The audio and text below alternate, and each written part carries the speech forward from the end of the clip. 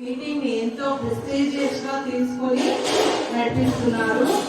కాబట్టి మనకి ఈ మీటింగ్ యొక్క ఈ mega parents and teachers 3.0 meeting యొక్క ముఖ్య ఉద్దేశం మనం ఫస్ట్ తెలుసుకోవాలి. ఎందుకు ఇక్కడ మీటింగ్ ఏర్పాటు చేస్తున్నారు, ఎందుకు ఈరోజు మనం అందరం ఇక్కడికి వచ్చినాము అంటే ముఖ్యంగా పేరెంట్స్ మన పిల్లలు ఎలా చదువుతా ఉన్నారు, ఏ సబ్జెక్ట్ లో వీక్ ఉన్నారు, ఏ సబ్జెక్ట్ లో బాగా చదువుతున్నారు, మన పిల్లలు ఎలా బిహేవ్ చేస్తున్నారు, ఈ విషయాలన్నీ కూడా మీరు మేడమ్స్ తో అడిగి తెలుసుకోవాలన్నమాట.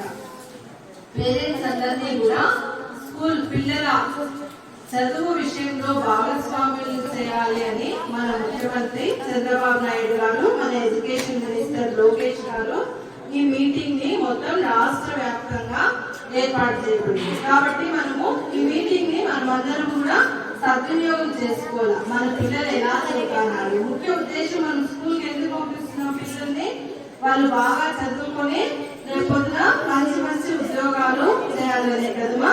కాబట్టి మన పిల్లలు ఎలా చదువుతా ఉన్నారు అనే విషయాలు మనము మేడమ్స్ తో డిస్కస్ చేసి తెలుసుకోవాలి అని ఈ మీటింగ్ ని ముఖ్యంగా ఏర్పాటు చేయబడింది అనమాట.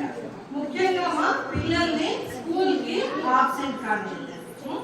ఎందుకంటే 2-3 రోజులు ఆబ్సెంట్ అయినారనుకో పిల్లలు స్కూల్ కి, మళ్ళీ రోజు మేడమ్స్ చెప్పే విషయం మీ పిల్లలకి అర్థం కాదు. అందువల్ల స్కూల్ కి పిల్లల్ని రెగ్యులర్ గా పంపించండి. ఓకేనమ్మా.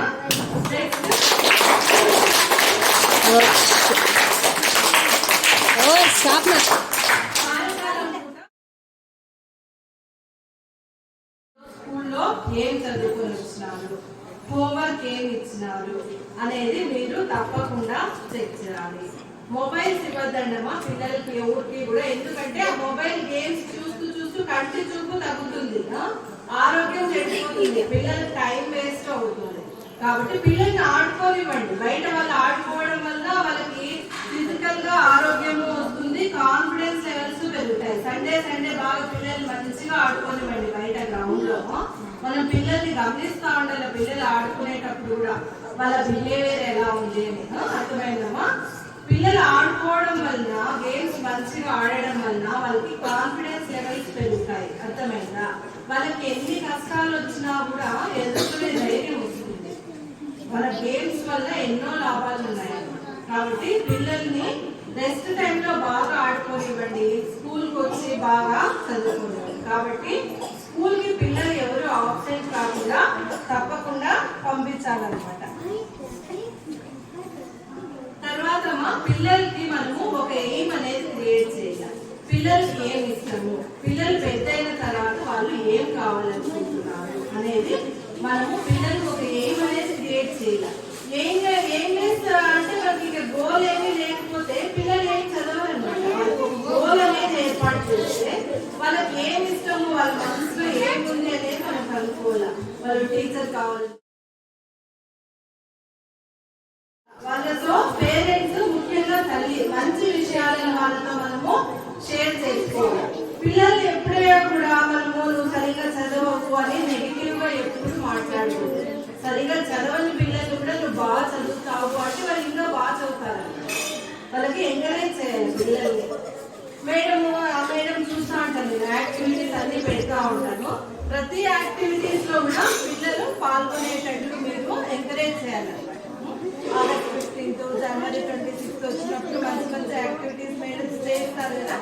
ఆ యాక్టివిటీస్ అన్నింటిలో కూడా పిల్లలు పాల్గొనేటట్టు పేరెంట్స్ ఎంకరేజ్ చేయాలి. ఎందుకంటే ఈ యాక్టివిటీస్ అన్ని కూడా పిల్లలకు చాలా చాలా ఉపయోగపడతాయి అన్నమాట. తర్వాత మా ఇళ్లలో పిల్లలు, ఆడపిల్లలు మగపిల్లలు ఉంటారు. మగపిల్లల పనుల్ని ఆడపిల్లలు చేయిస్తారు. ఇలా చేయించకండి, ఎవరి పనులు వాళ్ళు చేసుకోవాలి అని మనము చిన్నప్పటి నుండి నేర్పించాలా. మగపిల్లలు బట్టలు తొమ్మని ఆడపిల్లలకు, వాళ్ళ ప్లేట్ కడగమని ఆడపిల్లలకు చెప్తా ఉంటారు చాలా మంది. అలా చెప్తా అంటే ఉమెన్ ఈక్వాలిటీ ఎప్పుడు వస్తుంది? ఫస్ట్ మన ఇంట్లో మన పిల్లల్ని, మగపిల్లల్ని ఆడపిల్లల్ని మనము సమానంగా పెంచాము. అప్పుడే కదా రేపు ఈ రోజు మనం ఫేస్ చేస్తున్న ప్రాబ్లమ్స్ మన పిల్లలు ఫేస్ చేయాలి. అర్థమైందా అందరికీ ఈ విషయము? ఇంట్లో మగపిల్లల్ని ఎక్కువ, ఆడపిల్లల్ని తక్కువ ఎవరు చూడవద్దు. ఇద్దరు సమానమే.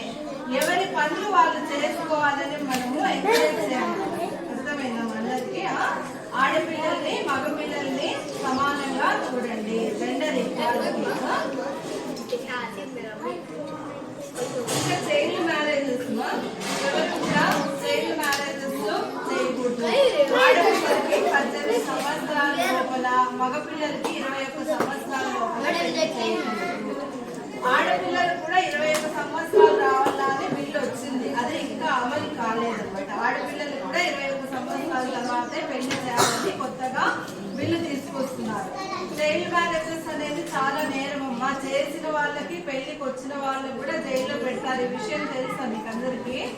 మీ పక్కింట్లో ఎవరికన్నా చేస్తా అంటే కూడా మీరు మేడంకి కానీ అంగన్వాడీ టీచర్స్ కానీ కంప్లైంట్ చేయొచ్చు, సచివాలయంలో అయినా. అర్థమైందా? వాళ్ళకైనా మీరు తెలియచెప్పండి అట్లా చేయకూడదు అని. ఇంకా చిన్న ఆడపిల్లల్ని ఎవరు మగవాళ్ళతో ఒంటరిగా కొత్త వాళ్ళతో పంపించద్దండి. తల్లి మీరు తోడుగా ఉండండి. ఎక్కడ పోయినా తల్లి బిడ్డ వెళ్ళడము నేర్చుకోండి. అర్థమైంది? ఆడపిల్లల్ని ఇప్పుడు చాలా మొన్ననే ఒక అమ్మాయి ఎవరో కిడ్నాప్ చేస్తున్నారని మన ఏరియాలోనే పేపర్లో వచ్చింది. కాబట్టి మన పిల్లలు ఏం చేస్తున్నారు అనేది మనము కనిపెట్టుకొని ఉండదమ్మా. అర్థమైందా? శాంతినగర్ న్యూస్ వచ్చింది పేపర్లో. చూడు, మన ఏరియాలోనే జరుగుతున్నాయి ఇట్లా.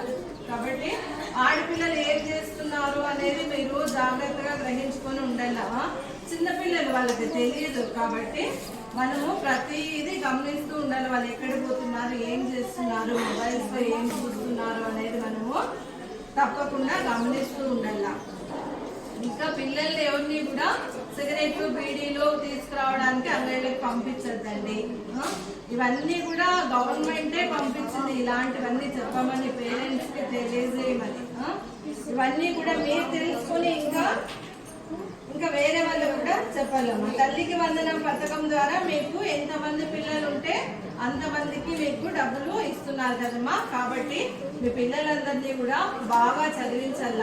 మన చంద్రబాబు నాయుడు గారు, లోకేష్ గారు పేదరిక నిర్మూలన చేయడానికి చాలా చాలా కృషి చేస్తున్నారు. పేదరిక నిర్మూలన ఏ విధంగా అవుతుంది?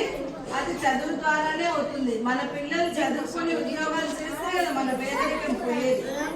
పేదరిక నిర్మూలన కోసము ఇట్లా స్కూళ్ళు కట్టి పిల్లలందరికీ ఫ్రీగా చదువు చెప్పి స్కూల్లర్స్, బ్యాగులు, షూస్ ఇవన్నీ ఫ్రీగా ఇస్తూ ఫ్రీగా భోజనం కూడా పెడుతున్నారు కదా. ఇదంతా కూడా మనము గమనించుకోవాలమ్మా. అర్థమైందా? ఇదంతా మనకు పేదరిక నిర్మూలన చేయాలా అని మన చంద్రబాబు నాయుడు గారు, లోకేష్ గారు ఎంతో కృషి చేస్తున్నారు. వాళ్ళ కృషికి మన పిల్లలు బాగా మనం చదివించడము మన బాధ్యత అన్నమాట. ఇంకా మధ్యాహ్న భోజన పథకం అందరూ బాగా భోంచేస్తున్నారు కదమ్మా. ఇక్కడ అందరూ ఇక్కడే భోంచేయండి. లక్ష్మీదేవి బాగా వంట చేస్తుంది. పిల్లలందరినీ కూడా ఇక్కడే తినమని చెప్పాలి. అందరికి గుడ్డు ఇస్తా ఉంది గవర్నమెంట్, చిక్కీలు ఇస్తా అన్నారు కదా. ఎందుకు అవన్నీ? పిల్లల ఆరోగ్యము బాగుండాలా అని. ఓకేనమ్మా? నెక్స్ట్ మీకు ఏమైనా ప్రాబ్లమ్స్ ఉంటాయి కదా, నీళ్లు రాలేదు, కరెంట్ ప్రాబ్లమ్స్, ఇవన్నిటికీ కూడా 10 మంది ఇంకా ఎక్కువ మందిలో ఎంప్లాయీస్ పెట్టినారు. ప్రతి దానికి ఒకరు ఉంటారు. మీకు ఏ ప్రాబ్లం ఉన్నా సచివాలయంలో పోయి కంప్లైంట్ చేయొచ్చు. మీ రోడ్లు క్లీన్ చేయలేదన్నా, కాలువలు క్లీన్ చేయలేదన్నా కూడా శానిటేషన్ కి ఒకరు, వాటర్ కి ఒకరు, కరెంట్ దానికి ఒకరు, ప్రతి పెన్షన్లకు ఒకరు, ఇట్లా ఎంప్లాయీస్ ఉన్నారు కదా. సచివాలయం దగ్గర మనకి. మీకు ఈ విషయం తెలియదని మీకు అందరికీ చెప్తాను. మీకు ఏ ప్రాబ్లం ఉన్నా కూడా పోయి సచివాలయంలో కంప్లైంట్ చేయండి. వాళ్ళ ఫోన్ నెంబర్లు తెచ్చుకోండి, ఫోన్ చేసి చెప్పండి. అర్థమైందా? సచివాలయంలో ఉద్యోగులు ఎందుకు నియమించలేదు? మన కోసమే, మన వార్డు కోసము. అర్థమైందమ్మా?